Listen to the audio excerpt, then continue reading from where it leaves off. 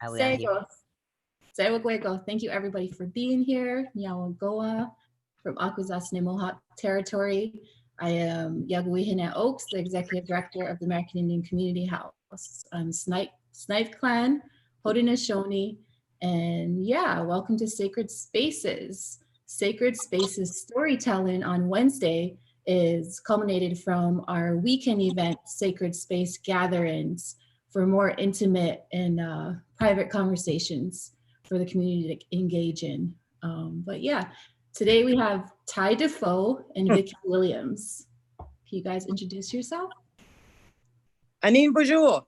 I'm Vicky Williams. I'm French and Ojibwe from Wisconsin, and I live in the Milwaukee community, and I'm happy to be here. How's that? Great, thank you. Welcome. Ty, introduce yourself.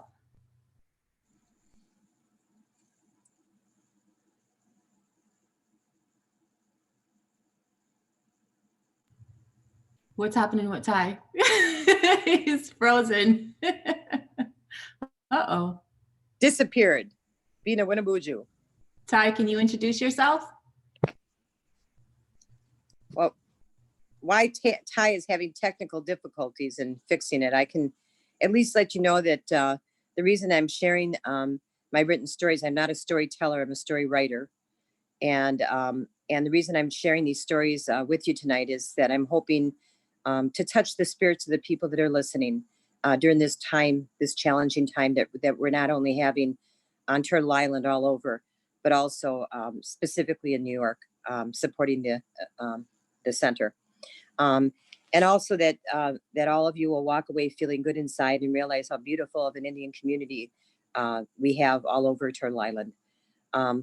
We're all from different nations. We have different languages and teachings, but we all live here and it's our home and we are truly one family. And I just wanted to let people know that's why I'm sharing. Thank you. You're welcome. Thank you so much for being here. Not sure where Ty went, but maybe would you like to tell us a little bit about Ty? Oh boy. I don't think Ty wants that. Ty is an amazing man. I've known him since 8th grade, and I am Ty's Wei, which is a spiritual mother. I've walked with Ty for a long, long time, and he's an amazing. In Wisconsin, he was a leader. He was an actor. He was a musician, won Grammy. He contributed to the community. The elders all loved him, and he has a personality that the elders always said that when you met him, you automatically fell in love with him because of his spirit and because of the way he is. I have nothing but respect for Ty, nothing but respect. And I'm humbled that I was humbled and challenged because I was given the gift of being Ty's way by his parents. So that's kind of a little bit of a summary from Wisconsin. In New York, we're so proud of them. Uh-oh. Miigwech, Kiki. It was so good to walk in virtually to these compliments. Holy wow. I am very humbled by your words. Thank you, Miigwech. I love you. I love you too. Hi, tell us a little bit about the work you do, your recent work. Right, so yeah, bonjour everyone. I am Anishinaabe and nobody's perfect. I'm also Oneida, different nations. So, got to learn both of these cultures all at the same time here. But yeah, back home known as Gijig, and Kiki's my namekeeper I've known for a while. And yeah, the work that I do here, I'm in Matahata in Lenape Kohing, and I do lots of arts. I work with the community as well as through storytelling. I'm a writer, a playwright. I recently have directed some plays and directed from small, tiny libraries to the big, bad Broadway, doing choreography in many different areas. Tracy Letts is The Minutes and some other pieces. I was in Straight White Men as an actor. So I'm an interdisciplinary artist and do all kinds of things. But I think predominantly for me, my mission in life is to uplift the voices, to provide narrative reparations and healing towards our people, which I find to be extremely important. And I am honored to be here on Earth Day. Yeah. But on Earth Day with, you know, I think when you branch out and make art, you really got to really dig deep into those roots and know the roots. So it's, I'm humbled that my namekeeper is here, and you always need those folks to keep you together, like Yago Wihane at the community house, or Tanis. You know, Kiki's been one of those powerful women identified folk in my life that have really held it down for me, spiritually, as well as keeping those stories alive. So some of you know I'm also a storyteller. Yes, we do. Vicky, did you mention you were into science? Can you tell us about some of the work you do? Well, you know, I kind of was joking when I told you about what I did, but in my career, I have a degree in nursing, and also I went back to school for business, and I was a technical, it's ridiculous, you're going to die when you hear this, a technical adhesive and tape specialist. I worked with 3M and some of the major companies, and I worked with, you know, NASA. I worked with Harley Davidson, with many more major corporations, designing parts with engineers, and you know, tough career, because there was very few women in my industry. So I went through a lot of abuse. It wasn't easy, traveled a lot, and I'm retired now, and I'm thankful. I'm poor as can be. I'm thankful, happy. And my whole entire life is dedicated to research, specifically Ojibwe, Anishinaabe, and also working with our Indian Community School, which we have a phenomenal school that ties, actually Ty went to the early one, and then also our newer building. And I'm committed to working with mixed bloods, and getting them, that's my biggest passion, I think, is mixed bloods. Many of the children, grandchildren, and so on don't have travel cards anymore. They don't have enough quantum, and they've walked away from our community because of feeling shamed by other people.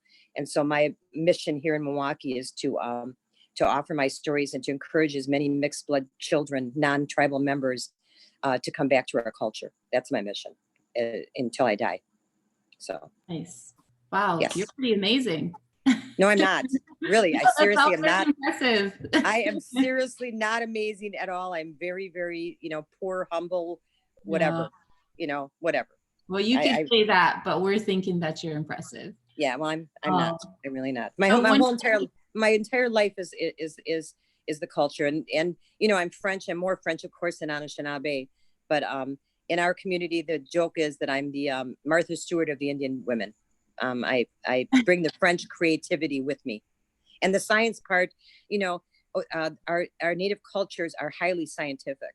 Our teachings are highly scientific, and test, you know, the science today. And an elder once said to me, the reason why we have scientists is to prove that our old teachings are in fact correct. Nice. And I embrace that. Yeah, that's amazing. I was just going to mention, I also studied business back in 2014, and I did a corporate analysis while I was in college on 3M. So that's cool. Kind of interesting. Did you actually get to go there? No, I didn't, but I analyzed the corporation. Wow. Yeah, it's a quite fascinating history on that corporation, isn't it? Mining and how it evolved. Quite interesting. Yeah. So there's a lot of science, I guess, in your storytelling as well. Not in the ones I'm going to read today. The ones that are science focused are really our old legends and teachings. A lot of our midday teachings and things like that I didn't feel, you know, I tried to pick stories that were sensitive to all cultures that might be coming on today.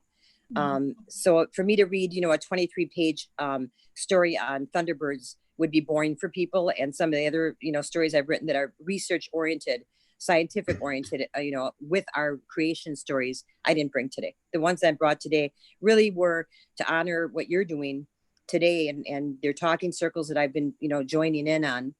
The last one I was forced to join because of Ty, but besides that, You know, I'm here to honor what you do at your center, as well as, you know, what's going on and what we're all dealing with right now with this virus, with this pandemic. So I picked stories that would be appropriate for that. And I think the first one Ty's gonna read is one I wrote called A Time of Mourning.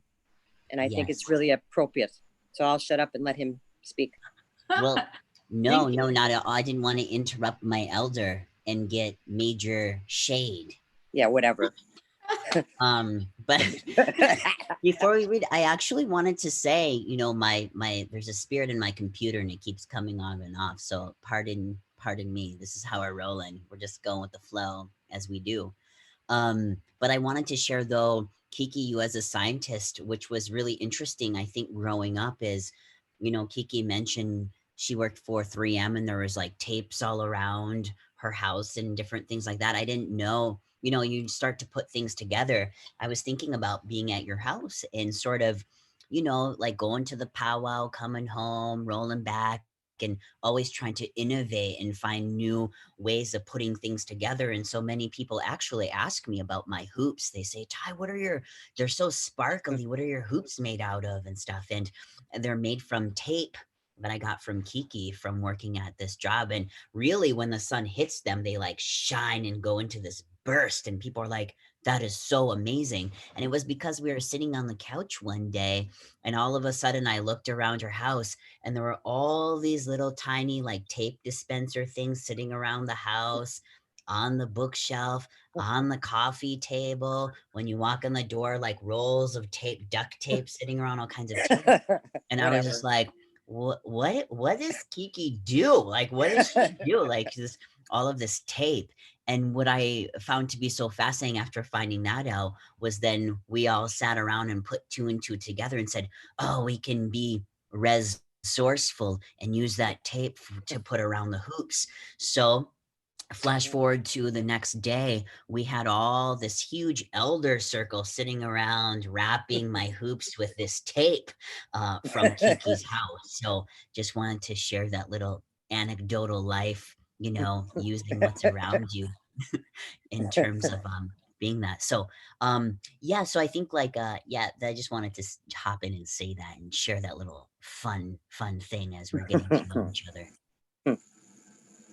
Thank you. Thank you. Yes. I was just thinking, Vicky, you might be a good resource for our hoop dancing workshops we're going to have this summer. You could hook us up with some tape. Oh, brother.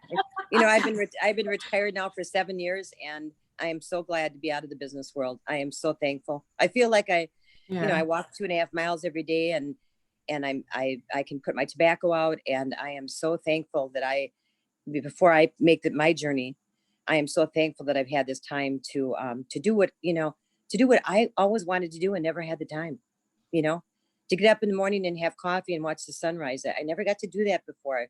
I was always rushing and couldn't pay attention, and seeing all my friends in the res. I have wonderful, you know, friends, and you know, it's kind of scary because my elders, I can't really say a lot of elders because there's so many gone, but I have such wonderful, wonderful friends, and I'm so blessed. I really am. I'm so lucky to have the support group that I have in Wisconsin. They're beautiful people, you know, as you are. I've actually fallen in love with you guys for sure. You're beautiful, and your centers. I'm so thankful that you guys are opening this up to all of Turtle Island instead of just New York only.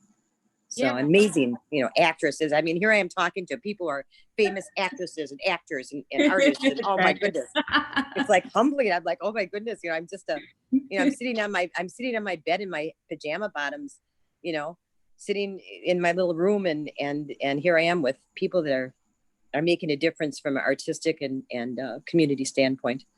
So should we start the stories? Yeah, it's good to be grateful. I think it's one of the best medicines we can have within us. And yeah, I'm going to step back a bit now and let you and Ty take it off. Take it all. Where are you going? Heat up my soup. Right. And Ty, you're going to, after we're done telling the story, each story, you're going to get feedback, right? And we're going to let people share how they felt about what. Yes. Yeah, so yeah, we'll talk a little bit. Kiki and I were, sending smoke signals to each other over the text message, and we thought we would share some stories and then sort of like talk about it in sort of a organic, loose format, and just wanted to say bonjour, seiko to new folks that popped on the call here. You are welcome to show your face, but hey, if you're having a bad hair day, no worries.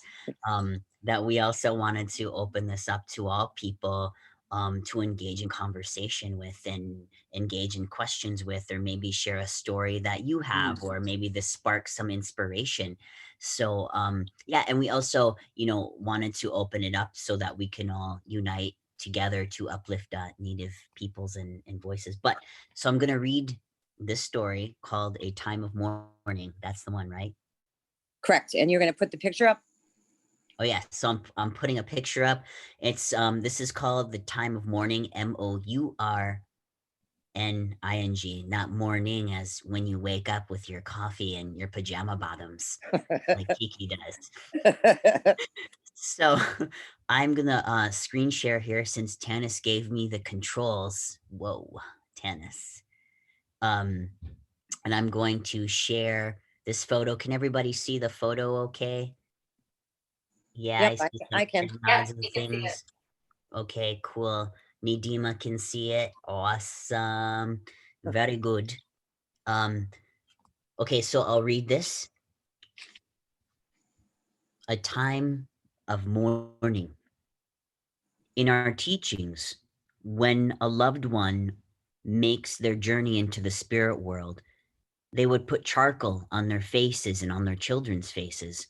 The teaching is that spirit from the other side wouldn't see them. When mourning, we were not prepare food for others. This is so we would not put our pain onto others. It was a way of protecting and respecting others in community. We were not to go to ceremonies, dance, or socialize.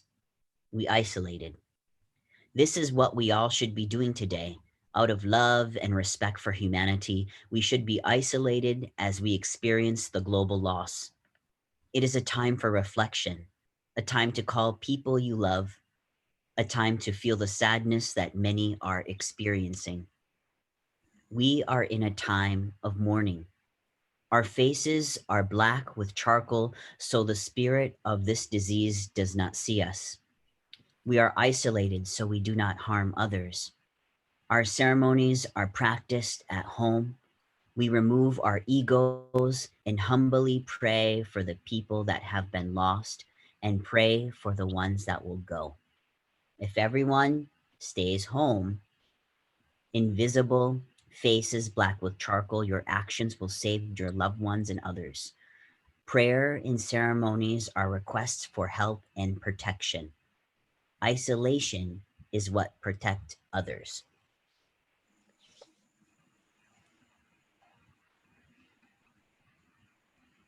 Spoken So, beautifully. Did a nice job. no, very well written. Thank you. And so I'm going to stop this share.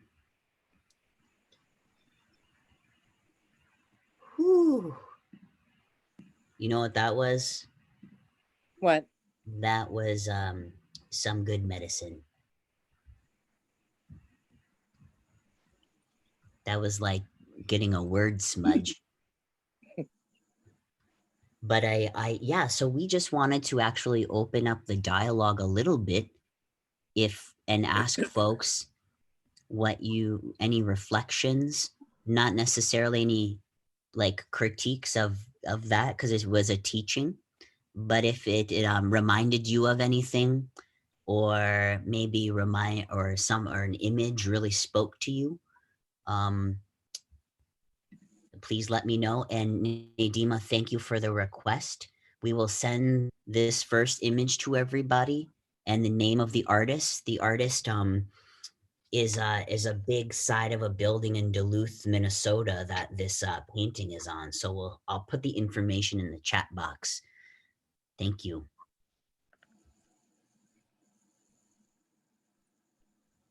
Quiet as far as feedback yet? Everybody's listening? Well, it's not Um, feedback. I think it's more like Well, yeah, there are comments. comments. Yes, Yeah. Nadima. Yeah, my niece passed away on Sunday. Oh, hi, Nadima. Hi. And I just feel, you know, when you did this, it really touched me because I'm in mourning for You her are. loss. I'm sorry. But I just felt like I needed to be with folks and have company through this terrible time. Um, and I posted an article about her on Facebook. She was my niece by marriage, but nonetheless a loving, probably. I don't want to say this, but yeah, I think I loved her more than my blood relatives, you know. And the day that I posted my son's birthday was the 15th, and Brandon, that's his first cousin, and he was like really shaken up about it, and all of us are. But the last thing she did was to wish him happy birthday on Facebook on the Sunday that she died.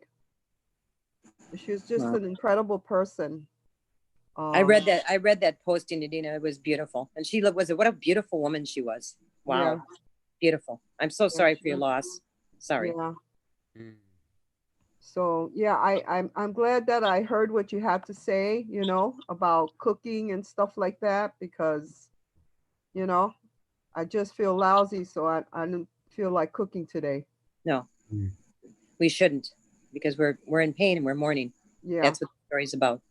And again, I wrote that story because, you know, yeah, it might not be affecting people. I don't know who's in and where they're from in your area, but you know, there's people all over that are losing, you know, fathers and mothers and children, and this is not a time of celebration. This is a time of silence and a time of mourning in this society. It should be. This is what we're supposed to be doing at the loss, because we're all a community, and if we lose one person loses one, it affects all of us. It's a huge loss. So I'm sorry. Thank you for sharing, Nadima. So I think the next one we're going to read is the one on respect, Ty, and that one is I'll read that one, and that one is that's the one with the medicine, the wheel of our 7 teachings. Okay. Some medicine. It's way at the bottom of the email. Got it? All right. And when I read this, I'm gonna go off the video, so because I can't concentrate and read correctly. So I'm gonna mute for a minute on the video. Okay. Can you? Oh, you muted me? No, you are not muted.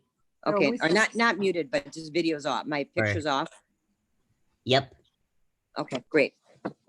This one's called respect. To honor all of creation is to have respect. Live honorably in teachings and in your actions towards all things. Do not waste and be mindful of the balance of all living things. Share and give away what you don't need. Treat others the way you would like them to be treated. Do not be hurtful to yourself or others. In many of the papers I have read from early contact, as well as some non-native people today, our culture is respected because of our way of life.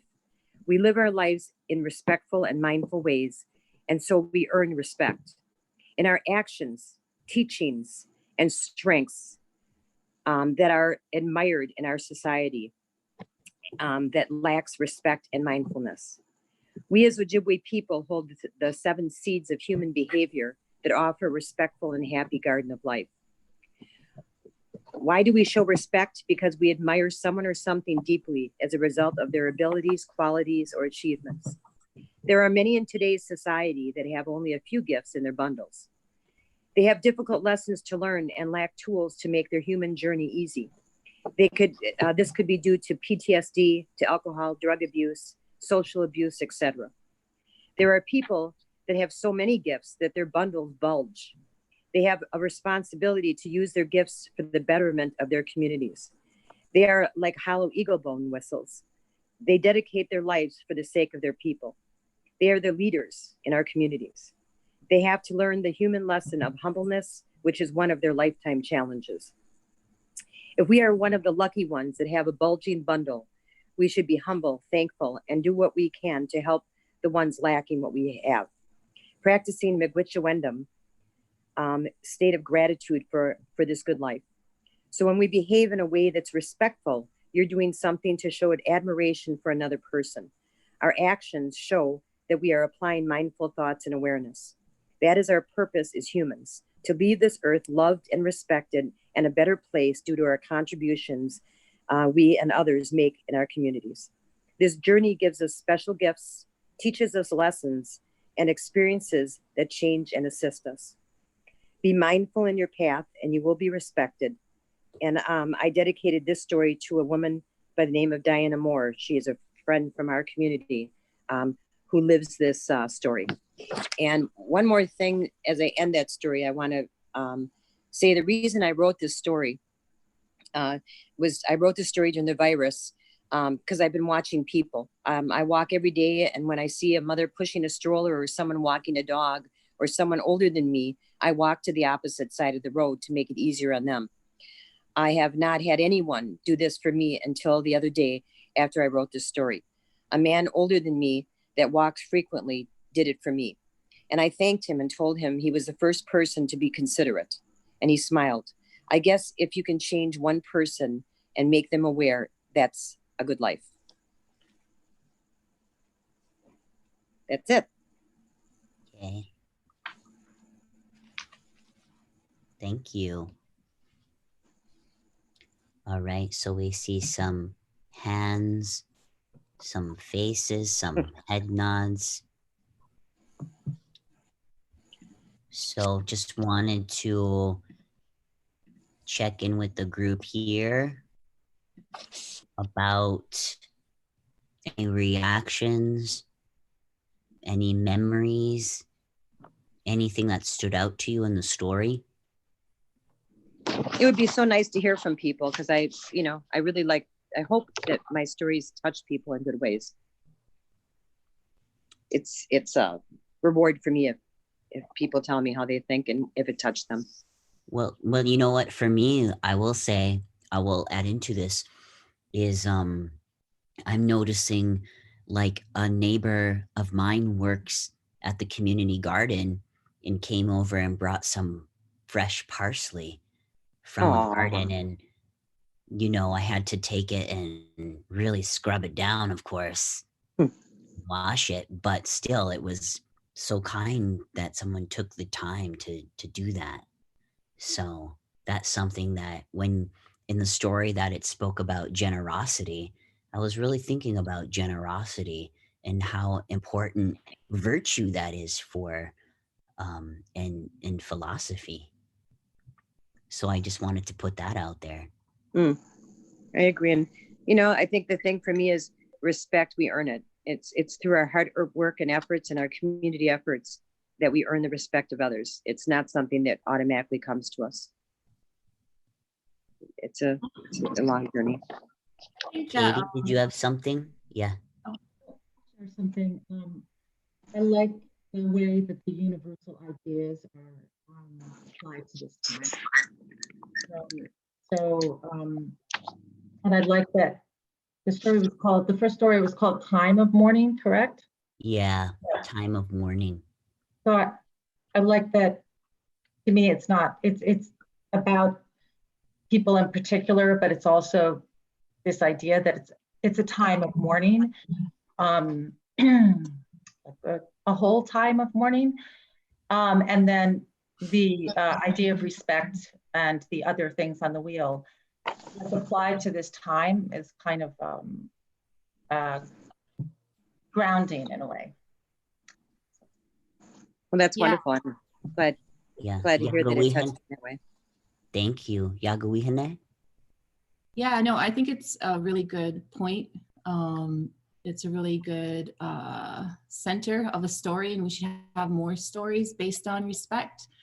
But I think during our time now, prior to COVID, there was a lot of respect missing out there. It's really just a basic principle or a basic call to consciousness, right? It's like free everybody should do it and could do it. And it just makes everything better, for healthier for everybody, especially in communities and just humans in general. And I think we forget that. So I appreciate it every time we hear it more and more in stories and in plays and in anything. We just really should put more emphasis on giving everybody and everything respect, even when they're disrespecting us, you know, because we never know what's happening on the other side. And I think like earning it, it's a good idea, but just in general, I believe that we should just, regardless, respect everything. And at some point it will come back to us, because like I said, like, we don't know what those disrespectful people, you know, that are treating us that way, we don't know what they're going through. So it's always good to move with care and consideration. Well, and I think that point of, you know, the reason why I included mindful in the story, along with respect, the two go together, is because the only way we can offer respect is to be mindful of our environment. And if we're mindful of our environment, we're looking, you know, looking around. What do we call that, Ty? When our teachings were, we look polarity. I can't remember how they used to say it, but instead of looking straight ahead, we're always looking in a half circle. And periphery, yeah, like your peripheral, yeah, peripheral vision. By looking that way, we're aware of our environment, and everything that our communities put out, it always says mindful along with respectful. So you can't, if you're mindful, you automatically are aware of how you can be respectful, I think. So. Yeah, I kind of think about like that a lot in terms of the idea of being mindful, and these words that sort of have been co-opted, right, into mean other things, and hearing these stories are just like it's not like sort of spoon feeding people, but I think it's like the idea, the simple act of being respectful, or the simple act of being mindful. And it also brings up another word for me, which I think is important, is the idea of balance, you know, and balance being one thing where we're not always like in balance, yet we're always out of balance. And we're always, I think, as humans, trying to aspire to find, you know, that balance with one another and with the environment around us. I totally agree. And I think that the other issue too is that some of the simplest teachings we have are the most extensive lessons that we could possibly learn. Simplicity is not a negative thing. Simplicity is just an easier way of absorbing it into your spirit, I think, at times.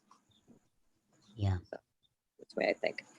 So are we ready? We had Nadine, do you have something to say? I saw you breathe on the screen.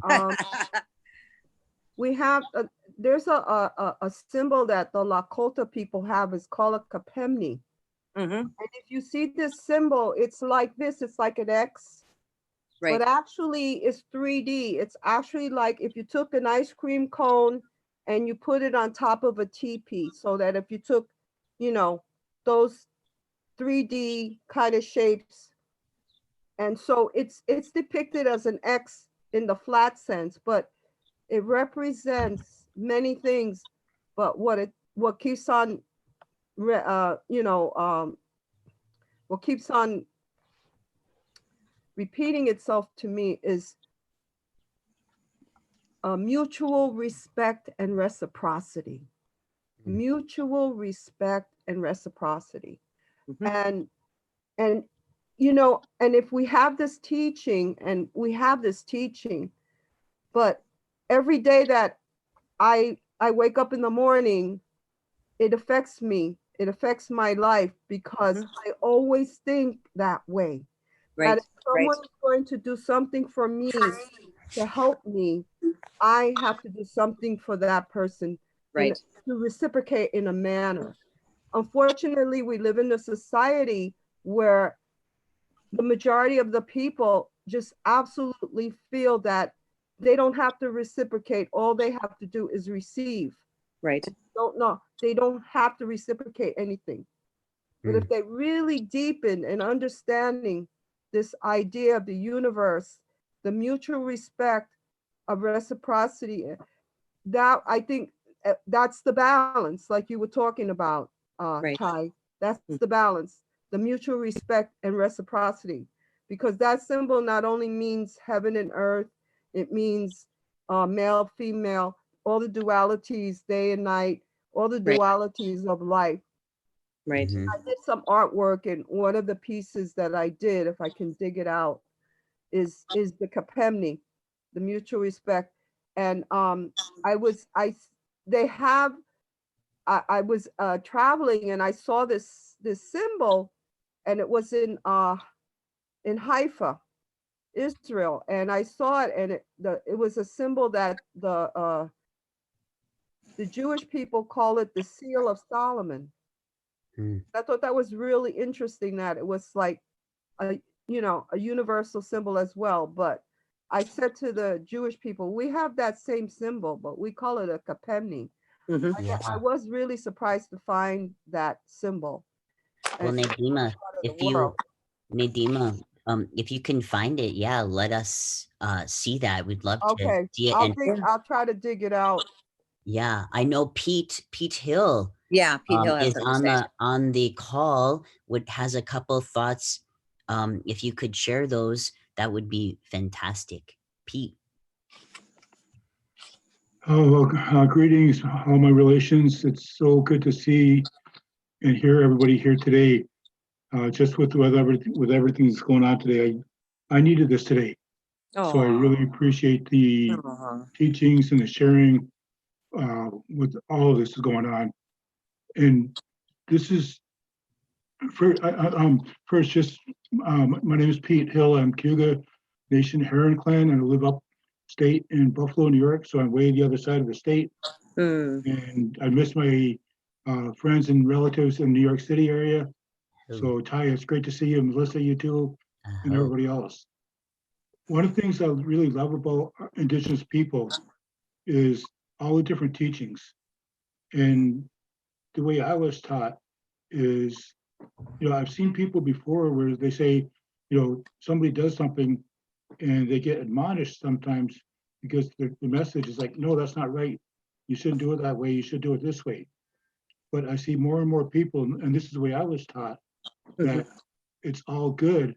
And however people give thanks and share their culture and their indigenous cultures are all good. And it's just a different understanding. So I see more people saying, not so much this is right or wrong, but this is how and that's the value of our oral traditions, because it is held by the community. So with these two stories that were shared, especially with the first one, for us, for Cayuga, for Haudenosaunee people, we have our clan systems. Right. And when one person passes away, like my clan is Heron Clan, which is on the bird side. So if I had a death in my family, it would be the other sides of the animal clans who would take care of like the arrangements of the funeral, would prepare the food, because it allows those of us who are in that state of mourning to grieve and not to put that grief energies into the food that we might cook. And people from the other sides of our clans would take care of that because they're more in a good mind. So that's one thing that I was taught, and that's why I appreciate that idea of not preparing foods when we're in mourning, because it reminded me of kind of like our clan systems. Because we talk a lot about having a good mind anytime we prepare food, whether we're in mourning or not. But just if we're angry or mad or irritated, that's not the time to prepare food, because that energy, the same thing, goes into that food. So food is there's a project that was here in our territories, food is our medicine. Rather than having food being a comfort food or junk food, things like that, how much that food can nourish us, obviously. Same with the water, but just that mindfulness, that good mind when we prepare food. This pandemic that we're going through right now, for Indigenous people here in the Americas, to me, I look at it, this is just another episode of diseases that have lasted centuries. Whether it's smallpox way back when, whether it's alcoholism that's still taking a lot of people out, whether Yep. it's HIV and AIDS taking people out, and now pandemic or whatever these things are going. And one of the things that I'm hearing from my elders is to reconnect with their cultures, to learn what those teachings are, reconnect with our Mother Earth, reconnect with all these things that are in our culture. There's so many times when we live in the cities, we're so busy with work, we're so focused on getting where we've got to go. Everybody's, I heard an elder say that it seems like this is the me generation. So everybody's taking and not, receiving, but more people in the American culture are more about taking. Right. A chief that I heard from recently was talking about this pandemic is really, if we look at it in a different light, that it's really providing us an opportunity to reconnect. Right. Because right now, we're more mindful than we always have, that recently that many of us have been or haven't been, to take care of our elders. That we're, because our elders are more at risk of suffering those severe consequences, we know Right. everybody's at risk, but we're really protective of our elders because they are our knowledge holders, our wisdom keepers. So reaching out and taking care of our elders, we're seeing more families actually spending time and having dinners with each other. Right. Right. We're seeing more times of our children being mindful and careful that they are responsible for everybody else, but they're also teaching people who are younger than them. Right. We're Right. taking time to give that gratitude and reconnect with our Mother Earth. And we see all the cities that don't have the pollution anymore because not everybody's driving as much. Right. So it's giving our Mother Earth a chance to breathe again. And what this chief was saying, that those are things that we always should have been doing. So, this pandemic, while it's tragic for a lot of folks, and I definitely understand, the trauma of losing income and jobs and things like that, it does give us another opportunity, because what it also reminds me of is our teachings. For Haudenosaunee, part of our creation story is there was a good twin who, for example, created the rose, and a mischievous twin who created the thorns on the rose. Just recently that, discussion about balance is really part of what I can think of too. And in terms of respect, I just remember my grandmother teaching me that I should respect everybody who I meet automatically, no matter what they're doing, no matter who they are, because for at least two reasons. First, I can learn something from everybody I meet in my whole entire lifetime. And that's critical because maybe we learn to stay away from somebody if they're hurting themselves or other people, to respect ourselves and them. We can keep our arm's distance, but we still need to respect them. And plus, the other reason she said is that the Creator gave that person life. And if we're going to disrespect anybody automatically, that's disrespecting what the Creator has done. And that's not my role to be a Kuga person, to be a Kuga male, a man and a human being. My role here is to respect everybody automatically. So there's so much of this, what we're going through now, and at the end of the day, I know people are going to leave us, unfortunately, and that's part of our reality. But it also reminds me that we are all in our Creator's hands. So our life is given to us, and we don't know how many days we're going to have, but it's just that teaching about to give everybody that respect, to cherish each and every one of us, each one and every one of you, and each and every day that we have. When we wake up in the morning, to offer our thanks for having another day in this world. When we go to bed at night, to give our thanks to have another day in this world. So there's so much that we can learn from this pandemic. Like I say, it's harmful in a lot of ways. So I just wanted to share a few things. Last thing, when I go through my own personal traumas and difficulties, the idea that I'm going to have good times and happy times. When I go through those sad times, sometimes I try to remember, what am I supposed to learn from this? Because a lot of people say things happen for a reason. So if these unhealthy things or negative things happen for a reason, what is it we're supposed to learn? So that's also another way where I've been trying to get through these days and everything. But I just so appreciate, I love my people. I love all of yous. I love hearing your voices, and I'll be staying on for more of this, but I just really appreciate this Well, opportunity. I love you. I love you too dearly, and thank Miigwech for all the beautiful teachings that you just offered us. And one of the things that I remember is, and I always say to the younger people is our teachings and our culture is the glue that keeps us moving forward in life. And without that glue, we fall apart. So Miigwech for those beautiful cultural sharing teachings. Oh, Pete, that was awesome. Thank you Yes. so much. Miigwech. Those Miigwech. teachings, like what a blessing for you to share with all of us here in the virtual space. Really, really appreciative of that. Mwah. And yeah, so Tecumseh raised hand. Would you like to say Hi, something? Tecumseh. Hey, Hey. my internet's not working, which is why I don't have Oh video. no. But yeah, I just wanted to say that those teachings were so beautiful, and it kind of reminded me of the teaching of that opposite spirit, and how it's important to, during these times, not to get distracted from those original teachings, and how, you know, we're in such a vulnerable state, but if you stay the course and follow those teachings and, you know, be kind and stuff like that, that it will help you stay on that road, you know. So that's kind of what your story and your teaching reminded me of, was like how now it's important to reinforce, you know, these original instructions, and making sure that even during these hard times that we don't compromise,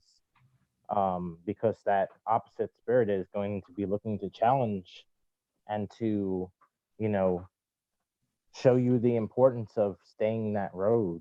And Right. if you don't, you know, you'll fall into that way. Yeah. Right. And Yeah. wish you for that. Oh, thank you. Thank you. That was good. Thank you for that, Miigwech. So I guess we will, Kiki, what do you think about reading this next series about the dish with one spoon, which actually, since we were talking about food. Yeah, why don't we skip to that one and we'll go to there's no need to kick the door down afterwards. And you're going to read that one. You're going to put up the wampum belt. Oh, here we go. Put up the wampum belt, baby. Bebe. And this is one of my favorite, one of my many, out of the 150 stories, this one I love. So I think this is really, I think you're right. This is an appropriate one for you to read. It's a long one, but it's worth it. Yeah, there we go. Okay, I'm going to put myself off a video because I'm going to go and have a soda and listen to you. Okay. You are? Yeah, I don't have to have my face up here when you're reading. Do I? Oh, that's true. No, you can go get stuff. Everyone freely can. Can you? Yeah, we'll read this one. Can you make that picture bigger? You can barely see it. Can folks see that? Even bigger. A little bit bigger. I can see it. Okay, there. Okay. Okay, I'm off. Ty, you're on. Enjoy. Okay. Oh, so before you read it, I want to tell you. I think I wrote on why I wrote it. Real quick. Yeah. Let me find my notes. Dish with one spoon. Let me see if I wrote something on that, because I think it's important for people to know why I wrote it. If I did, you know, I didn't, because you. Oh, no, I did. Dish with one spoon. Oh, no, I didn't. All right. That one there was because of you, because you sent me a video of an Oneida elder, sharing that teaching, and it took my breath away. I showed it to the elders here, and I just cried. I thought it was the most beautiful thing ever. So I'll just shut up and let you go ahead. Go for it. This will be good, and maybe the person is related to Pete, because that was another. Yeah, it was a hill. That's right. It was a hill. You're right. Cool. Go ahead. Okay, so this story is called, I'm reading this, and feel free, folks, if you need to just listen too. You know, I know some are zoomed out, but zoom in to these words and the image. Dish with one spoon. Wampum belts are made with the coag shell clams, which are purple or black, or whelk shells, which are white. Hill said, by its nature, the shell is able to retain the words spoken over it, and it can be passed on from generation to generation. The white whelk shell is a symbol of power and peace, and all the good things in the purple or black coag clam shell is just the opposite. I thought it ironic that it in the ocean, said Hill. These are two kinds of enemies of each other, but the whale can actually defeat the coag clam, so the white shell can overcome the purple shell in the ocean, and maybe that's what our ancestors believed. This wampum belt is one of the most significant belts because it represents the first peace treaty made in North America between Native nations before European contact, made between the League of the Five Nations and its allies and Confederacy of the Anishinaabe and Allied Nations. The dish with the one spoon reminds people we only have one dish, one Mother Earth we can take from. We should take only what we need, leave something for others, and keep the dish clean. It also demonstrates our collective responsibility to share equally. To hereby be the dish, or sometimes it is called the bowl, represents what is now southern Ontario, from the Great Lake to Quebec to Lake Simcoe to the US. We all eat out of the dish. All of us unique peoples, but it only has one spoon. That means we have to share, and that we have responsibilities to make sure the dish is never empty, to take care of the land and the creatures we share it with. Importantly, there are no knives at the table. We must keep the peace. Dish with one spoon, an excerpt by Well Living House Council of the Grandparents. Historically, treaties designed by Indigenous peoples in North America were created mutually beneficial agreements between one another. The dish with one spoon was one of the most common of these inter-nation treaties, and it was designed to create peaceful hunting conditions for nations in close proximity to each other. Described as the one dish allies, these treaties identified as a significant area of territory to be held in common. Just as family members ate from one dish, it too would nations eat from one common hunting ground. Though one dish allies, two nations agreed to share the same hunting territory without conflicts over land and its resources. Wampum belts were crafted, and these belts were symbols of these agreements. The concept of the one dish spoon is still relevant in contemporary culture with nations across Turtle Island.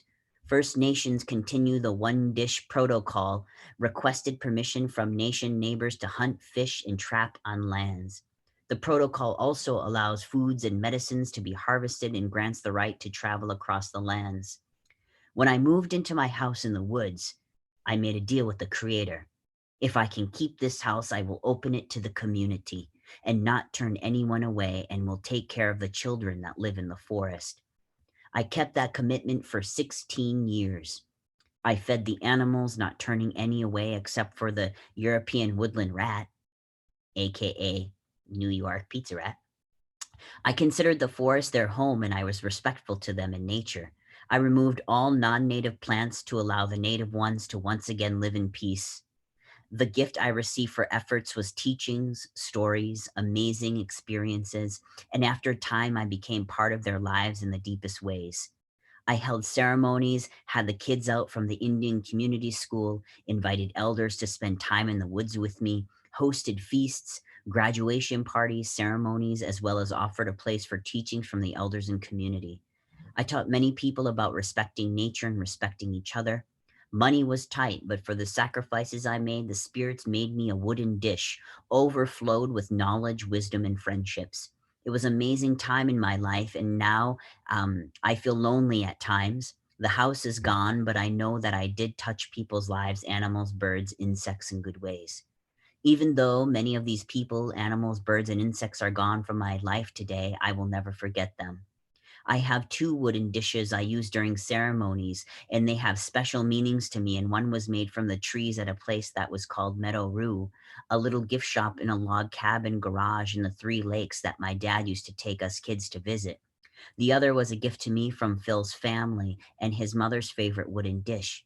I take them out at ceremonies and think of the good memories with my dad and his teachings about nature. The wooden dish from Phil Redbird makes me thankful that I had many years in such a wonderful family.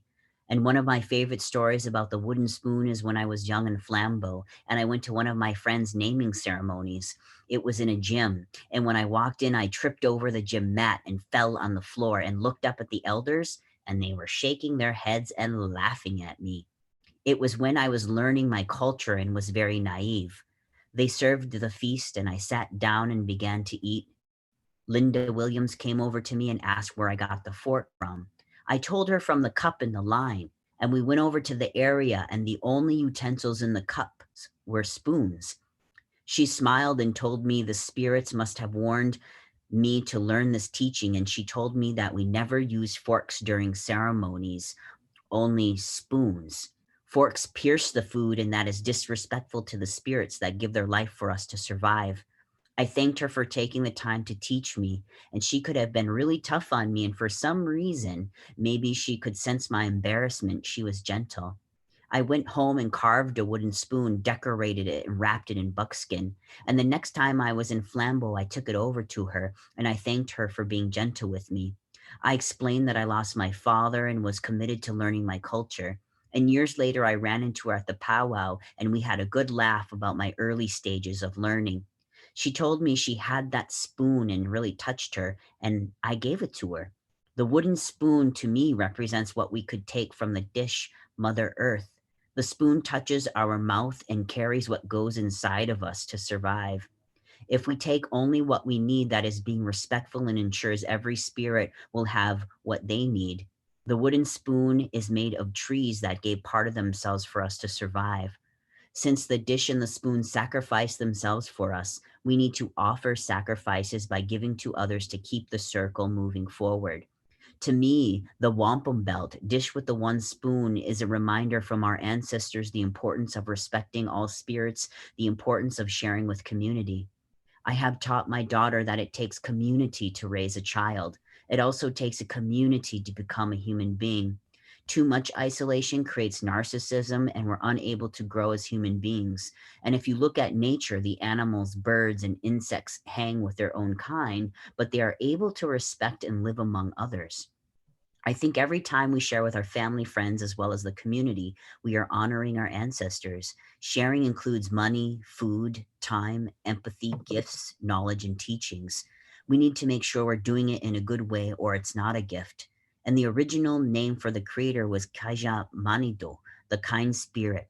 We need to remember when we're taking our people to speak in kind ways, when teachings, and we need to share our culture and knowledge with each other in our community. Be kind. We are honoring the creator and showing respect for our communities. From my experiences, the more you give, the more your dish is filled with beautiful teachings and experiences.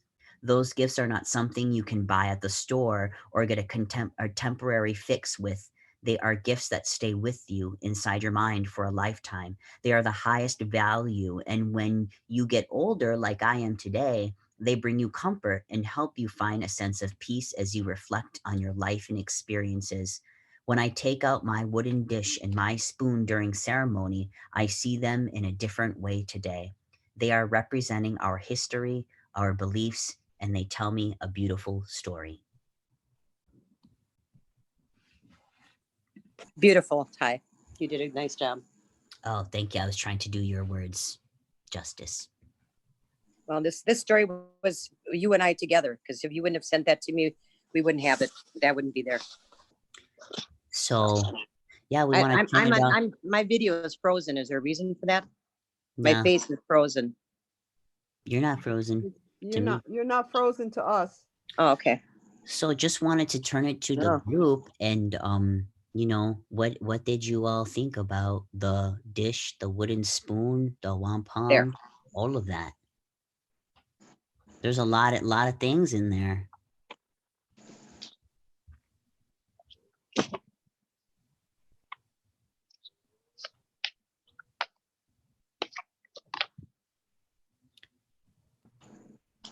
Nobody has anything to share?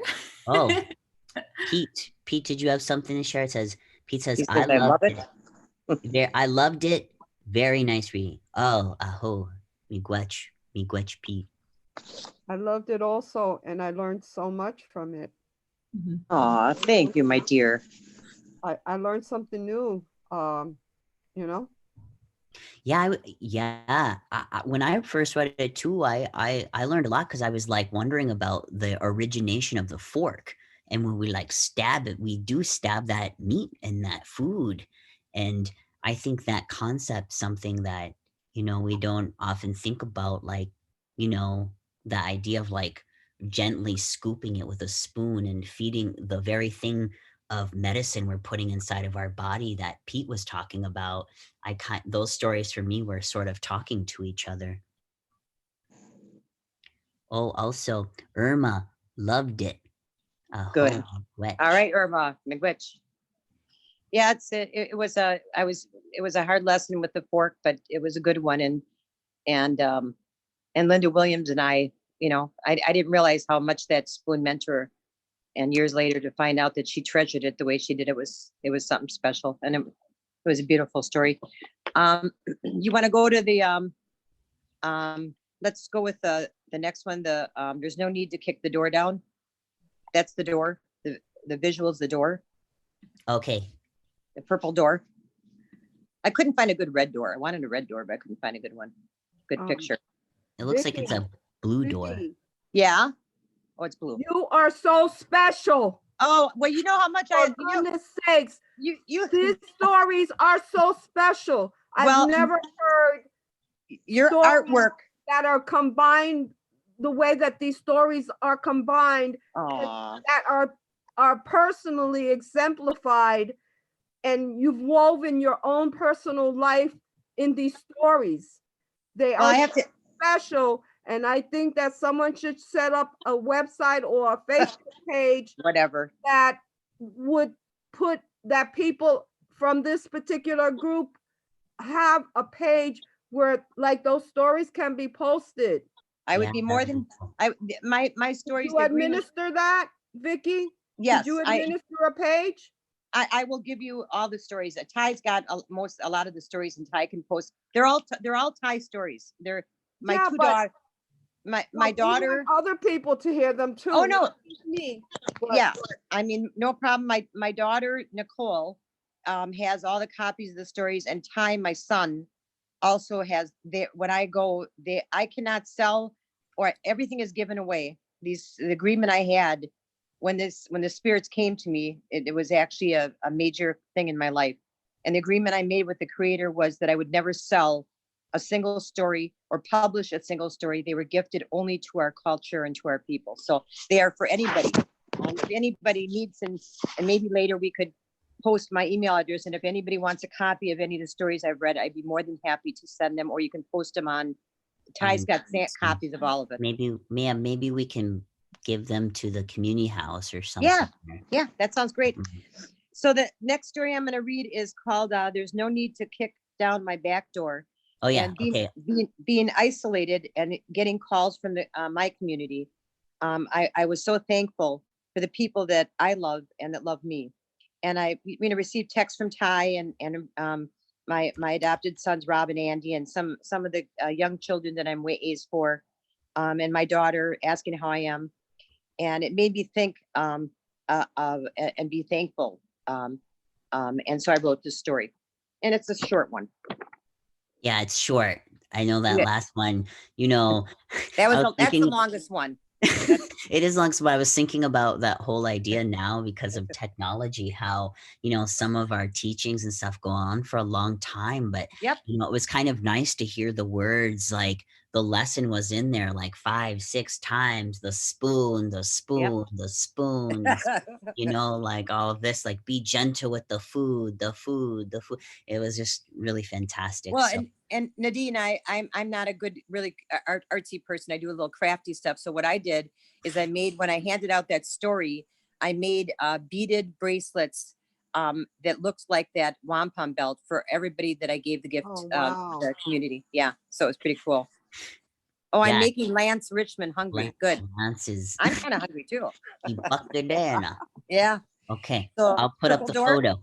Okay. You sent me a photo of a door that I'm gonna. Yes, that's the one that's going up. Okay, here we go.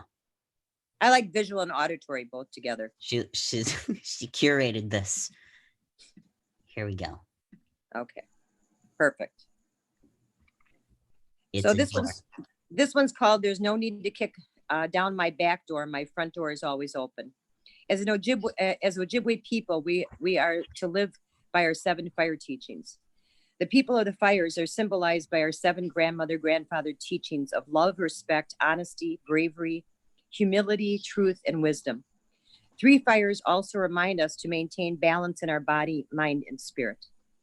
I have met so many wonderful people in our community that reflect our teachings, so many that walk this way of life.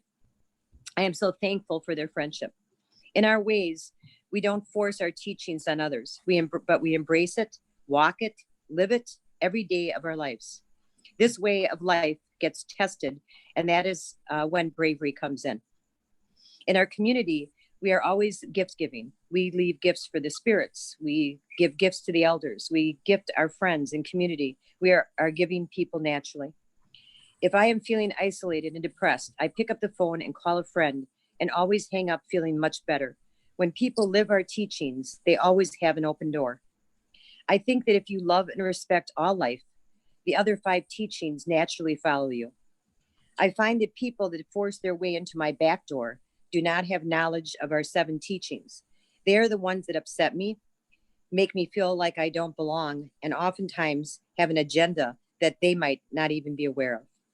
I try to limit my time or distance myself from them. The best I can do when confronted is to practice our 7 teachings. Love, respect, honesty, bravery, humility, truth, and wisdom are what we most admire in people. When they are all in balance, we are easy to get along with. They are the front doors that people want to walk into. I am most happy when my front door is open. That's it. That is so powerful. Miigwech. That Wedge. is so powerful. Wow. Because the door is also a symbol of the birth opening, the door from the spirit world to this world. And then I thought about the story of the sky woman who came down from the hole in the heavens, but Yep.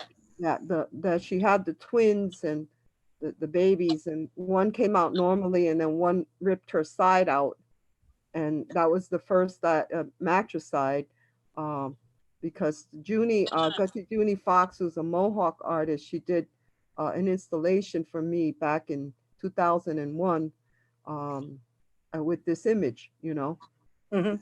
so that Mm. that place where you're born, that sacred door, it's sacred. And I did a lot of work around that symbolism because I wanted to make it a sacred symbol, because in the society we live in, that place is it's it's made really ugly. It's not respected. And so I did this art. I had this art show, and Vicky, it was in Milwaukee at All Woodland. right. It was called The Sacred Door. Okay. And what comes to mind to me is that I was working with this symbol, and then I thought about it, and I had this one piece that I have. It's on my website, but it's sort of like a green piece in a square, and then the opening, the birth opening. I wanted to define it with sweetgrass, but then I thought, well, I don't know how traditional people will react to that. Let me think about it. Let me really contemplate on this. And the doorbell rang. And one of my, I was living in Bemidji, Minnesota. And one of the Ojibwe women from my full moon ceremonies stopped by, and she goes, I have a gift for you. It was a sweetgrass spray. Wow. And then I knew it was okay to do that piece. Mm-hmm. Mm-hmm. But when you were reading, and that story was being read, it was just like, and that door there was so powerful, because that's like so symbolic of dimension, from one dimension to the other. So I used to go around with my artwork and teach people about the sacredness of that place where we're born. Mm-hmm. And I remember going to this rehabilitation center for women, and they were prostitutes and drug addicts, Yep. And I told them, that place is sacred. because you come from the spirit world to this world through that sacred door. And they said, gee, we wish but people had told us that. We didn't know that. You know? Yep. And so you know, your work is really, your words are really stimulating my creativity here. All right. And you That's know, good.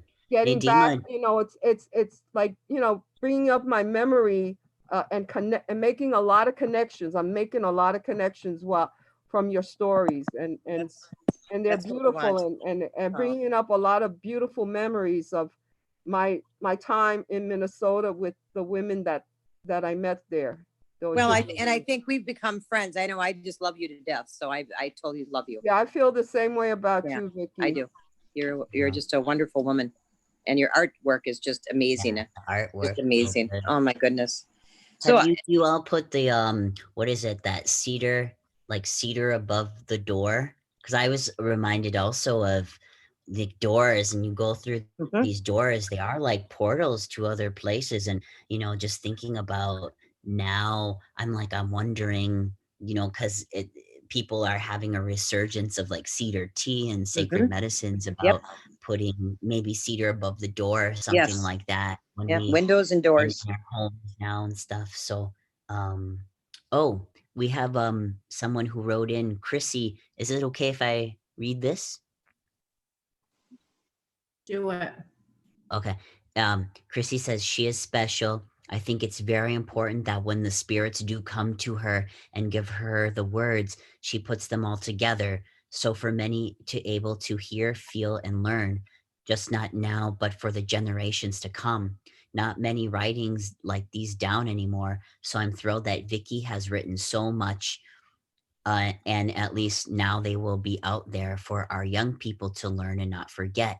This is where people like Ty come in to make sure her stories never stop here, that they are shared for years to come. Right. And Chrissy is Anishinaabe. She's from Grand Island. Her great grandfather was the chief of the Grand Island Powers of the Air, Grand Island Ojibwe. So that's they're part of the Sault Ste. Marie Nation, and that family is lovely. Yeah, can you talk about Powers of the Air for some folks that? Well, there's a book called Face on the Rock. Wait, now is it? Yeah, Face on the Rock, and it's about an island in Michigan, Lake Michigan, and they were the only Ojibwe tribe that didn't go to war. They held out on going to war, and they finally went against the went to war. They were forced because of honor. I'm not going to go through the whole thing, but anyway, there's a book out called Face on the Amazing Book. I keep hoping it turns into a movie someday because it's one of the most beautiful stories I've ever written. Up your volume. Your volume. Is from their ancestors, and they've never left Munising. Hey, Kiki. One of the elders there, and just an amazing. If you ever get a chance to get the book, it's not expensive on Amazon. It's worth it. I can't wait to all of it. We can't hear you. Hey, Kiki, I think your finger went over the speaker of your phone. I can't hear you, Ty. Yeah, I think your finger went over the speaker of your phone. Losing voices? No, it's your. I think your finger went over the speaker. Oh, we can't hear you. Kiki, we can't hear you as well. Vicky, can you hear us? She can't hear us. Vicky can't hear us either. What happened? Oh, can't hear you. Can someone type in, we can't hear her? Cool. I was going to show you all, though. I got, these are the bracelets. Oh my goodness. Yeah, they're just with simple beads, but Okay, I'm gonna. yeah, maybe restart it. Oh, can you check your mic, Vicky? There she is. Anybody hear me? Maybe you gotta turn your volume up. Volume. Yeah. The volume's up. It is up. Maybe restart it. I'm gonna go out. Yeah, leave and then come back, maybe. I just want to remind everybody also that this is live on YouTube on the AICH NYC YouTube channel. If you all want to subscribe and watch it again, it's up to you. This will be available there. We posted it on Facebook too, but visit our YouTube channel. We're going to keep all of our live sacred spaces there for future reference. Thank you. Yes, I just uploaded a couple of them, so check them out. Irma, can I read your comment here? Was that okay? Yeah, thumbs up. Cool. Irma said, it reminds me of my mother. She always had her door open to all and any in our neighborhood in Spanish Harlem. The community always knew this. So I grew up with all kinds of people coming into my home, from derelict down the street to the drug users using the staircase by our apartment. My mom kept telling us always give them what they want: water, bread, cheese. They will not harm you. And that how she lived till the days on earth. That's how she lived. Brings up so many memories about my childhood, where we're only indigenous families in the neighborhood. To this day, we keep our doors open. Wow, Irma, that's beautiful. Thank you for sharing. Thank you. Miguel, can I unmute you? I'm gonna unmute for Irma. I'm trying back on. Irma, can you unmute? I'm on mute. I was having trouble. Can you hear me now? Oh, now we can hear you. I hear you, Vicky. Yeah, it went dead. I don't know what happened. It went dead, and I had to go back in. Okay. Yeah, no worries, no worries. Okay. Where are we? So I was just reading a comment from Irma about wanting to question and ask about you were saying about your mom, and this story is reminding you of your mother and about how door special, you keeping your doors open. Just wanted to ask you about that. About my mother? Huh. No, Vicky, I'm asking Irma about. Irma, okay, thank you. Yeah. Good. Yeah, we lived in Spanish Harlem when we came from Puerto Rico, and we got to Puerto Rico by way of my father came as an infant on a boat after the French-Mexican War. He came on a boat to the island and mixed in with the Tainos that were there. My father was born in 1894. So I was actually born when he was in his late 60s. Wow. Pretty intense. He had 19 children. Wow. Wow. Where our name is not Laguerre. Our real name is La Confu. The plantation owner that my parents, that my father, his parents worked at were French, and their name was Laguerre. So they gave us, they gave all their Indians Laguerre. So, but my father remembered his last name by his grandfather. So it's La Confu, and the La Confu people are in the mountains of Mexico right now. They do not come into town at all. They only when they want to sell their crafts. Wow. But yes, my mother always had her door open. We lived like that. There would be times when I would say, Mom, there's so many drug addicts. If you touch the door like this, it would fall down. And she said, don't worry, it's fine. And she would always burn tobacco and sage, and she prayed every day, and she taught us all that. And she said, don't worry, everything is fine. Be open. If the drug dealers come, give them what they want, give them water, and then just say goodbye and leave it alone. Nobody's going to harm you. And that's how we lived. We lived through, and to this day, my oldest brother took on the tradition. So once a year, we have a big gathering we invite hundreds of people to come in, to come and eat. We give them gifts. We tell them stories. We do music, and they go happy. And we do that once a year when we have maybe about 500 families come in with children. Is our way of giving back to the community. I love that. And Turtle Island doesn't have state borders. We were all one at one time. Absolutely. So that's our teachings. Yeah. I think that's like, so I was thinking about that too. Like, you know, even growing up with my mom, that Mhm. we had this house that she got. So it was interesting. We were going back and forth from the reservation to the city, and my mom got this like fixer upper house. And what was so fascinating, my mom, I felt like she was constantly working on this house, you know, on everything in it. Mhm. And so native folks would come from up north down to the cities and back and forth. And there was this guy named Big Dan, you know, Big I don't Dan, remember. I this never like met him. very large, like ho chunk guy. And he would come and he would bring fresh fish from up north with him. And it was the best when he came. It was so good because we get like fresh fish. And he would take those large walleye, they were huge, and put Yeah. it on the counter. And typically, you know, up north in the woods, you would scale that fish to clean it outside. And he always had his pocket knife on him. But he brought the fish inside and was in our kitchen and started scaling the fish back and forth like this. So you know what happens when you bring the fish in the house? All those scales, Yep. explosion of it's like glitter inside your house. You like find glitter pieces, you know, 6 years later sometimes. But so he took that large walleye and started scaling it inside of the kitchen. Scales went everywhere, sticking to the walls, to the ceiling, to the floor. But that fish tastes pretty darn good, I would say. It was really good. And then the other thing was is he used every part of that fish too. And so he, you know, we got home from school one day, and on top of the table there was this bowl, this 2 eyeballs in it and a mouth like this.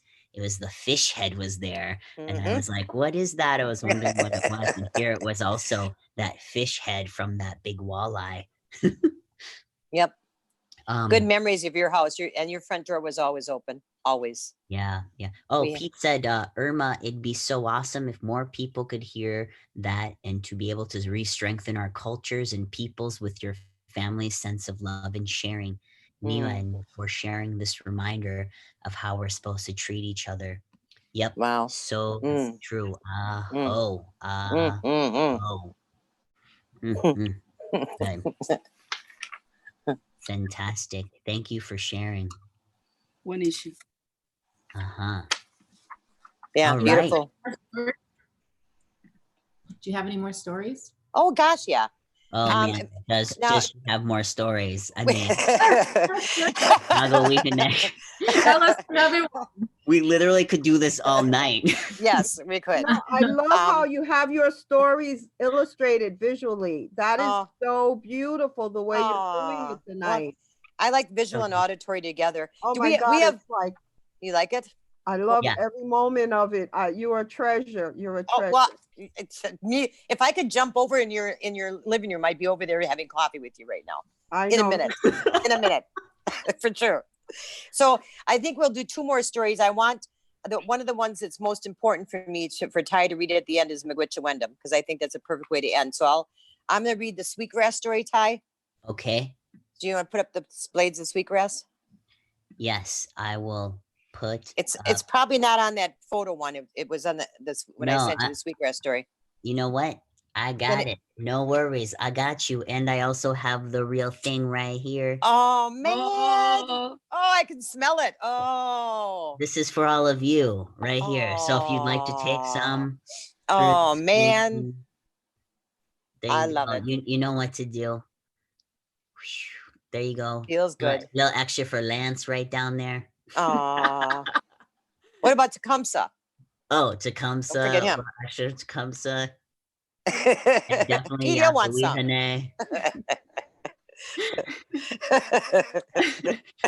Good. All right. So I will screen share this next story.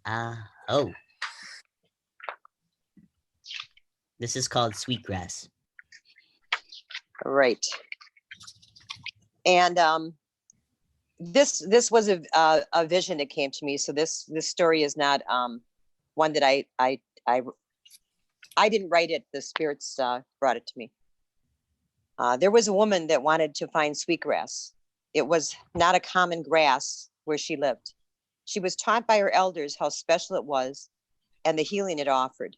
The elders told her of the way they would go out in late summer and bring a lunch. They would sit by a patch of grass, and the wind would blow and the smell would embrace them. They would say a prayer asking for some of her hair for ceremony. They would sing to their mother. Then they would sit and comb mother's hair and with their fingers and braid her. They would spend the day visiting and having lunch, and they would fix their mother a plate since she so loved when women would visit her and stay. Since everyone today is always in a hurry, it made mother remember the past.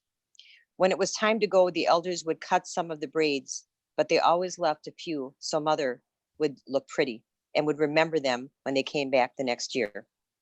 The young woman wanted to braid and take some. Her heart was all about getting the grass and not about the experience. So the plants could sense this, and they decided to play a trick on her. One of the plants volunteered since they were in bloom. They sent a sweet smell out, and the young woman got excited. She sniffed and ran looking for the grass. The smell was so strong that she became confused. The young woman kept searching, but could not find the grass. She became exhausted and was hungry and thirsty, but had no food or water. She had forgotten her tobacco and could not ask for help. She fell to the earth and slept. When she woke up, she smelled the grass again, but was angry and left. If she would have looked down, she would have noticed the grass that embraced her as she slept. If she would have listened to the seed pods, they jingled like our dresses. They were trying to tell her where the medicine was, but she did not listen. The plant that fooled her still plays tricks on people today. It's called sweet clover. And I dedicated this story to Audrey Okama from the Menominee Nation. We spent the afternoon eating lunch and braiding the grass for the Indian Community School, Miigwech.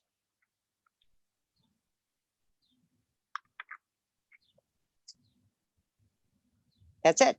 That was beautiful. Thank you. Oh, Miigwech. All right. Yeah, that was very powerful story. Miigwech. Yeah, does anyone have any stories or thoughts or images or anything that teachings or something that stood out to you in the story? I really love that photo of the sweetgrass in that form. It's so green. I've actually never seen a visual of sweetgrass like that. And it made me, and hearing this story, I've never braided or harvested sweetgrass, but I would really like to, and that really reinforced that desire. For any woman, right?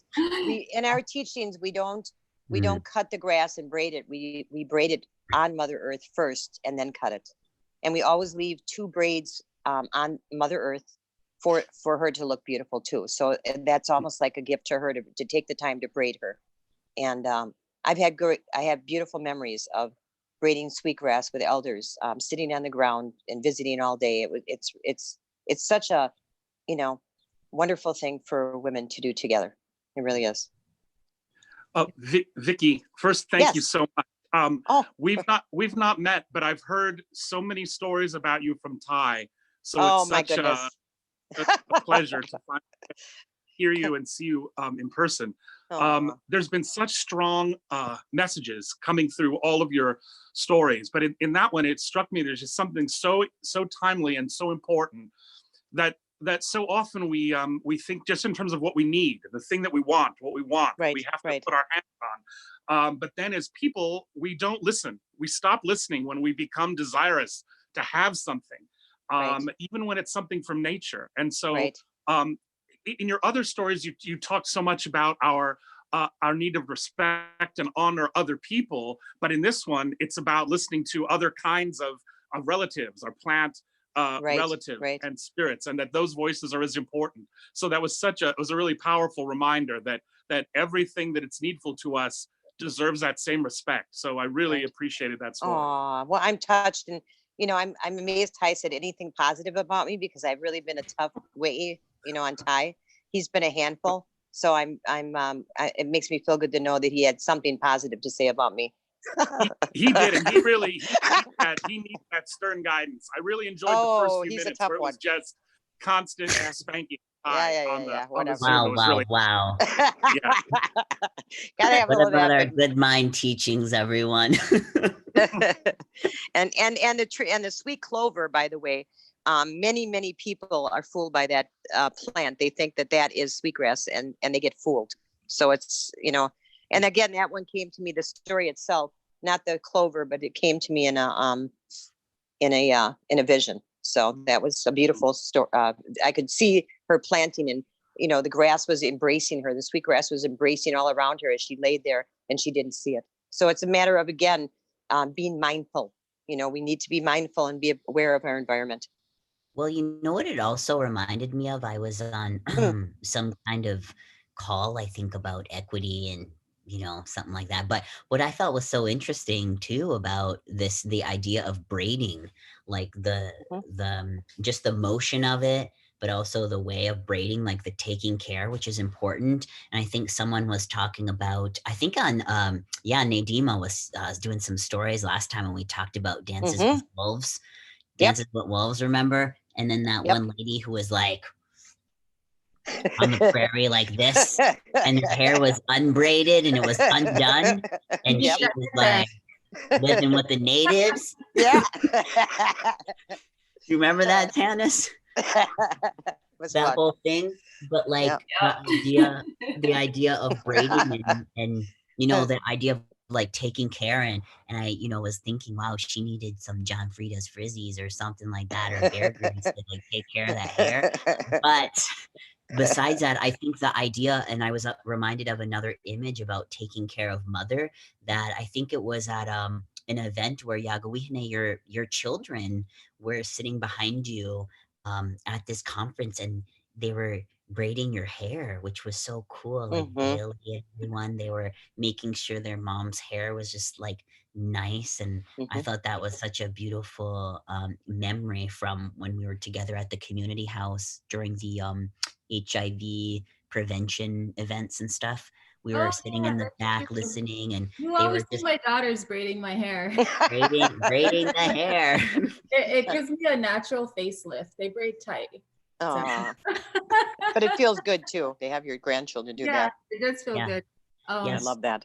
I was thinking about the sweetgrass, and as a child, I grew up picking sweetgrass every weekend with my grandmother. I grew up with my grandmother mostly, and so that was one of my responsibilities while they were just teaching me things, our different life ways, which was sweetgrass baskets. So they're beautiful. I'm just thinking of like my grandmother's friends, cousins, aunties, all the elders when I was like real young, like between like age like 4 to like 13 or 14. I was doing this every weekend with them. I'd go to swim practice in the morning and then go pick sweetgrass with my grandmother. And then we would go to the garage sales. Then she could smell it in the air and she'd be like, go pick more. So like as we're driving through the country. And I don't know how, I don't even know. I'm sure it would come back to me if I ran out to the field and if I could pick it or find it now. But I really used to do that like for years. Well, we always look for the shiny grass. That was always my cheating thing. And I mean, it's such a beautiful smelling medicine. Yeah. So it also makes me think of not just sweetgrass, but it's very close relative in that art form, the black ash. Ash tree. Yes. And I'm just thinking about how here on my reservation in Akwesasne, we have a little forest of these trees, and they're actually, I think this year, they're tearing them all down. So that was like the only area where all of our basket makers were getting a resource from that place. So I mean, I don't know what's gonna happen, but that's real. That's climate change. That's the imbalance of, our reality. That's our whole like art form. But my great auntie Mary Adams also, who is she's in the Smithsonian. She's a legendary like world-class basket maker. She had them in the Vatican. all over in Europe in all the different Wow. museums, and she was very renowned. And her granddaughter, Ty, you know her, Della Adams. Oh yeah. Yeah. So we were talking on Governor's Island when she was there, and we were doing the traditional medicine and salve making, and we were just talking. We were like, oh, we gotta start basket making again. Like, what are we doing? Like, this is Yeah. our bloodline. This is who we are. And let me tell you, that is literally how my grandparents survived. My grandfather and his sister, Mary Adams, were alone with siblings, and they would make baskets. My grandfather would jump on his boat and he would go to the nearest town and he would trade it. They wouldn't give him money for it. They would give him cigarettes. So then he would take the cigarettes, jump back on the boat, then he'd go to the next town in Cornwall and they would give him money for it. And he would go buy groceries for him and his siblings. You know, this is like 13, 12 years old. Yeah. I'm That's not their sure what happened way to of their survival. parents. I'm not sure what happened to their parents, but you know, that's what they had to do. They were also in and out of residential schools. So yeah, so it's just like, you know, it's very like heavy and thick in my blood. As far as sweetgrass and ash. I would love to do that. Yeah. Oof. That's powerful. That is powerful. That Nadima basket. really wants to show us something. Oh, Nadima, nice basket. I think you're on mute. Oh yeah, that's beautiful. Nadima, you're on mute. She might have to go out too. I had trouble with that. There she is. Beautiful.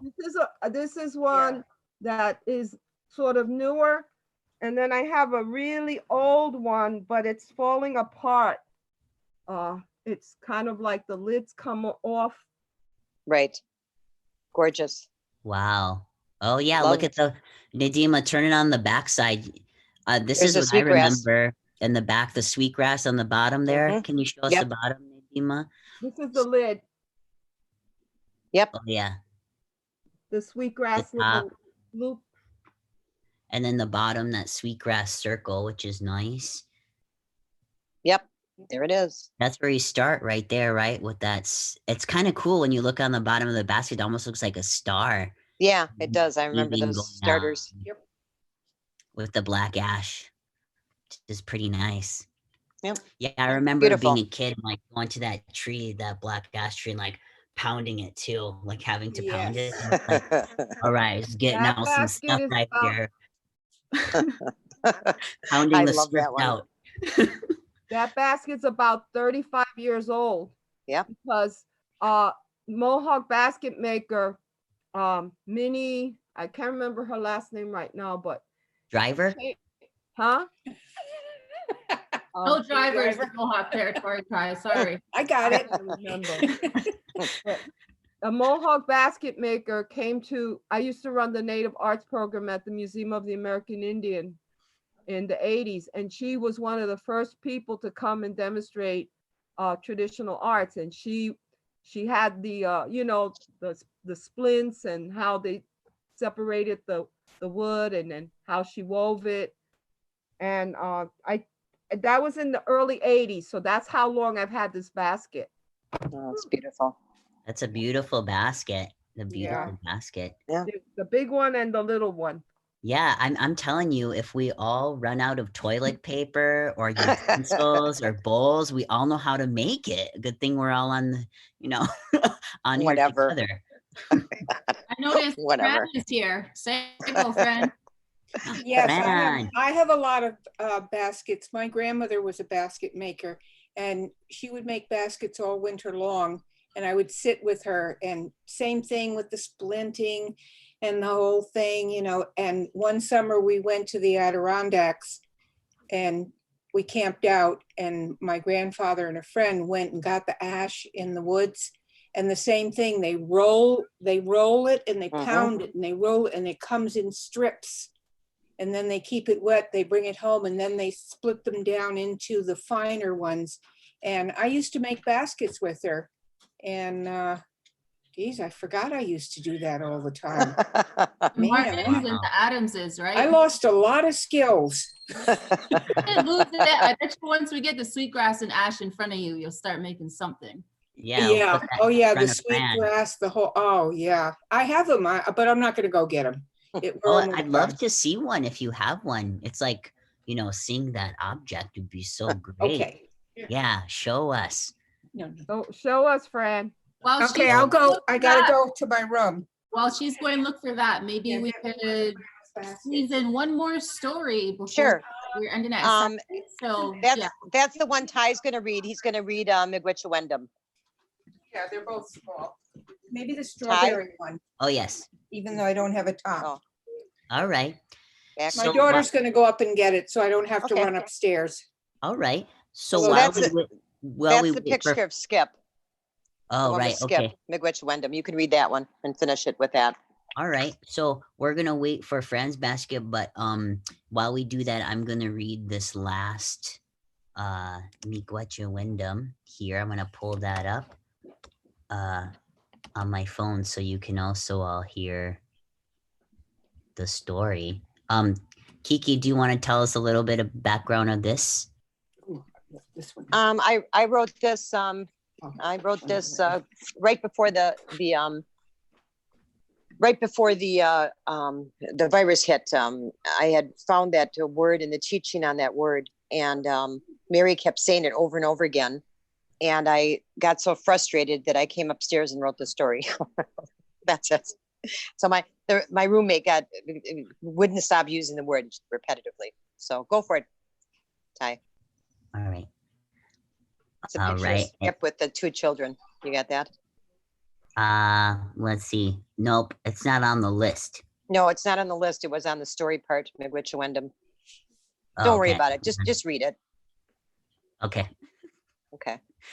Here we go. You'll have to imagine this. Miigwetchiwendam, respect. To honor all creation is to have respect.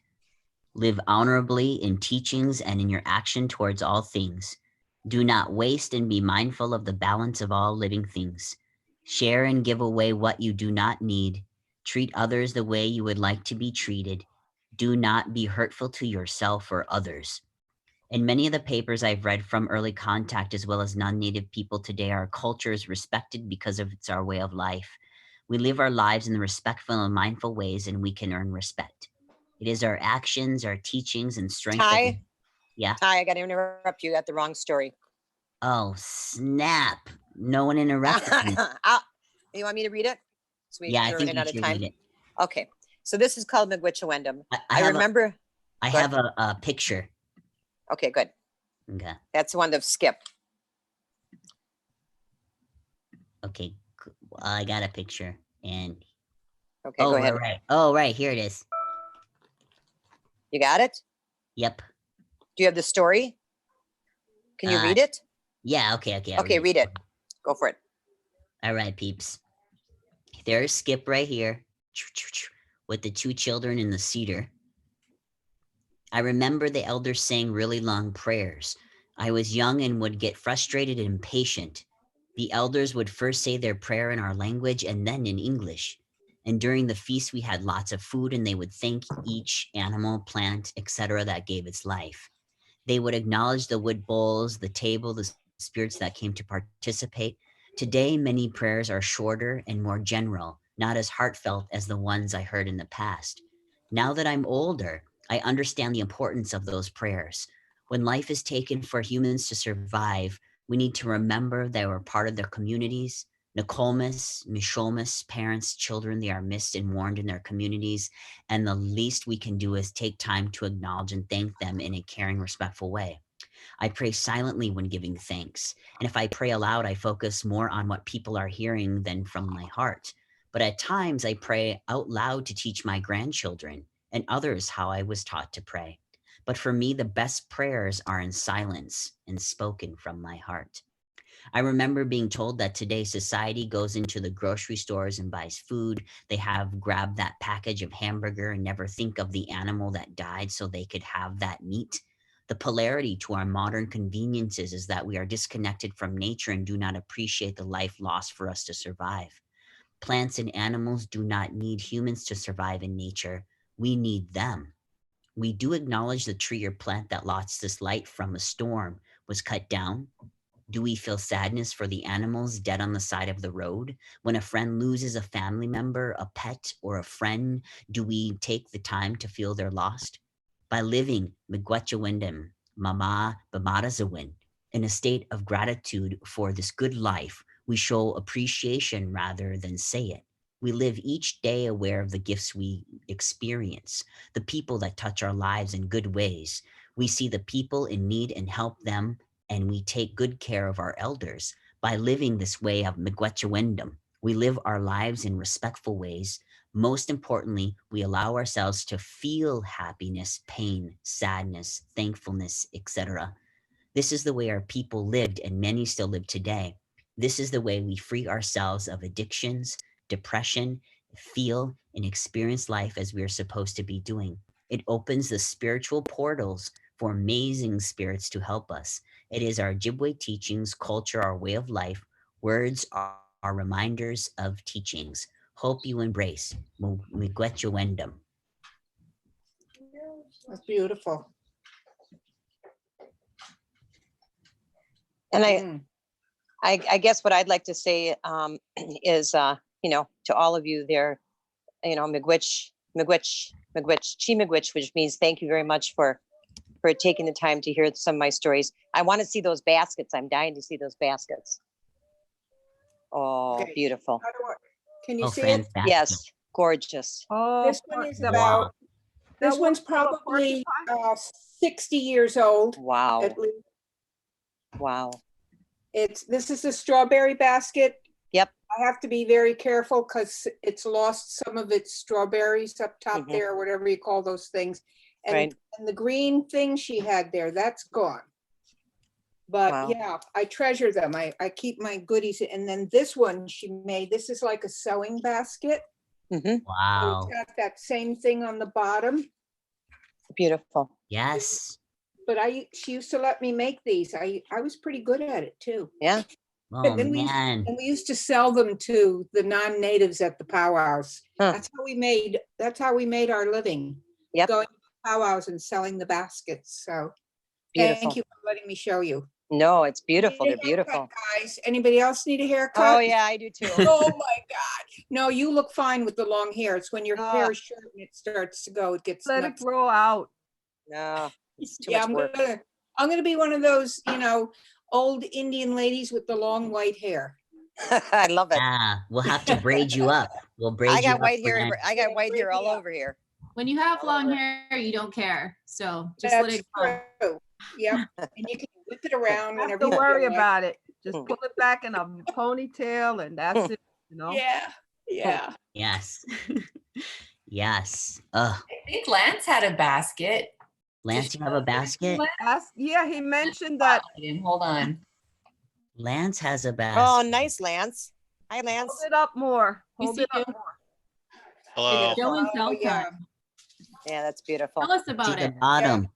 So this was made by my grandmother, Irene Richmond. They actually have the date on it, October 27th, 1986. Wow. Wow. Beautiful. And she used to make these, well, when I was a kid, but all to the day she died. Wow. So did her two sisters. Yeah. And Katie Thompson is her youngest sister who outlived the other two. She would come down to Connecticut a couple times a year. There used to be, well, actually there still is. In Washington, Connecticut, there's an American Indian Institute. It's like a museum of sorts. Yeah. But it's small and it's in the middle of nowhere. But she would sell like 150 baskets in one day. So she would, you know, for like a year build up and then bring them down and she would be all set. Us Mohawks are real serious about our baskets. Oh yeah. Very Yep. serious.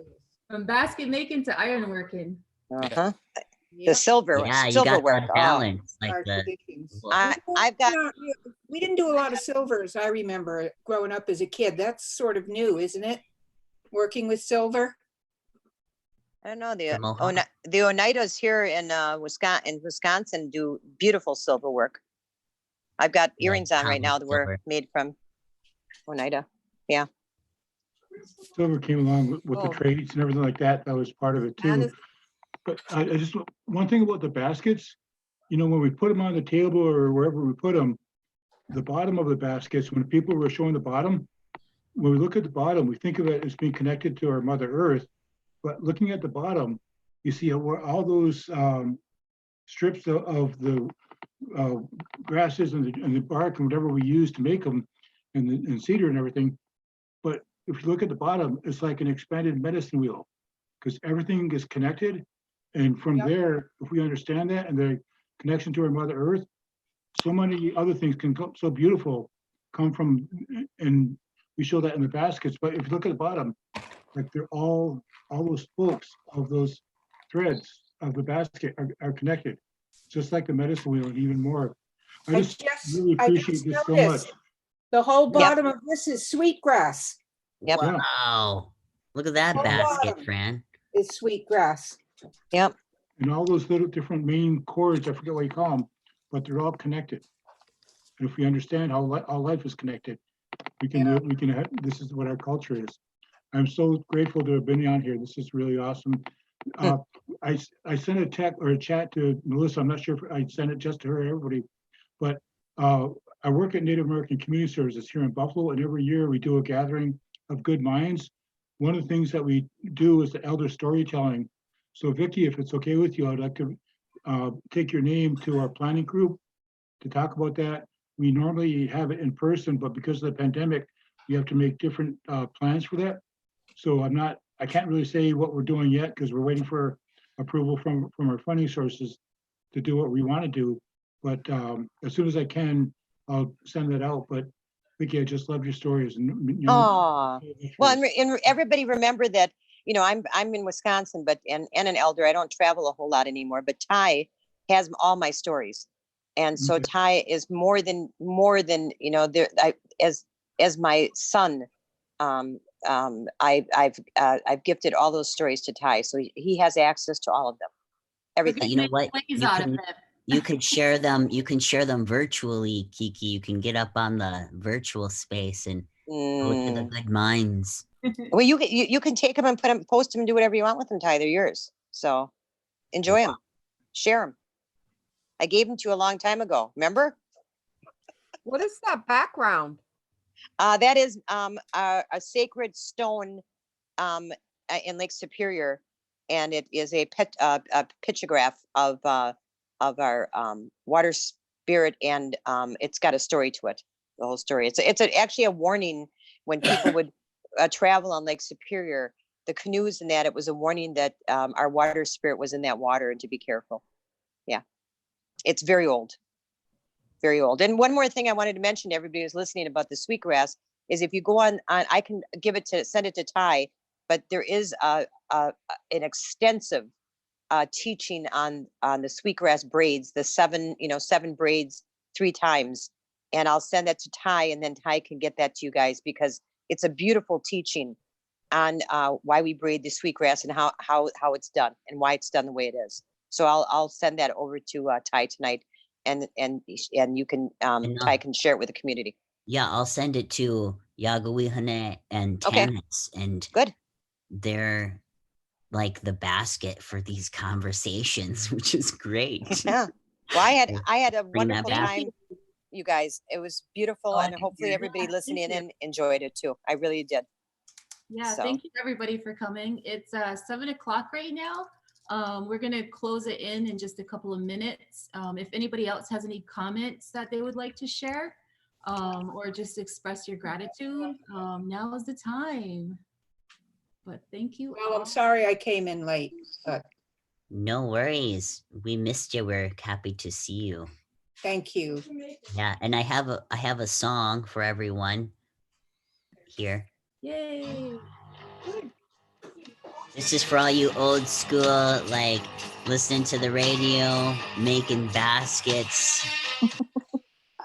You all might remember Angela. this. Hey, Angela. You might remember this. This is Kisakola Indian cards, old school. Yeah. I love this song. I know, it's cool. You know, we should all like make a film or something, Terrence, and like make baskets and tell stories. Well, aren't you going to be on Smoke Signals 2 coming up?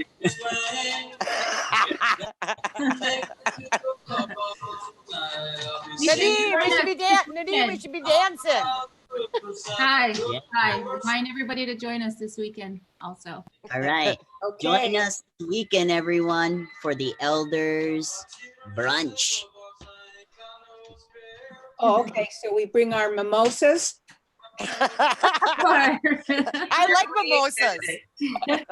We ship them to you. Yeah, frozen and they'll defrost. Yes. Just add water. Thank you. Bye. Thank you, Vicky. Thank you. See you, dear. See Thank everybody. you, Good to everyone. be here. Okay. Love you, Ty. Bye. All Love right. you, Kate. See you later. Bye.